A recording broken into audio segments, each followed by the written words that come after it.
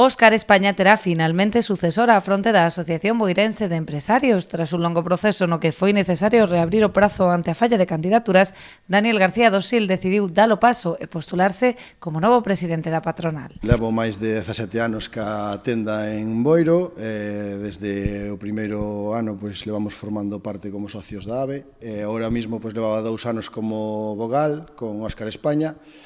E, bueno, pois decidínme a presentarme a presidente para, bueno, pois Óscar dixo que finalizaba e tal, entonces como estábamos no grupo e tal, pois animeime a presentarme a presidente.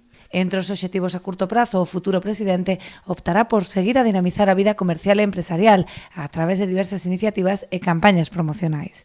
Bueno, pois os retos de futuro son máis ou menos seguir a liña na que viñanos traballando, intentar que a AVE siga no mismo na mesma liña, intentando pois facer cousas e dinamizar pois o comercio e todos os aspectos todos os ámbitos que traballa a AVE, intentar pois traer xente ao pobo para que despois a xente elixa e dar a conocer os negocios novos que ten Boiro e todo o potencial que ten. Son campañas que se fan para atraer xente e seguir dando guerra aí.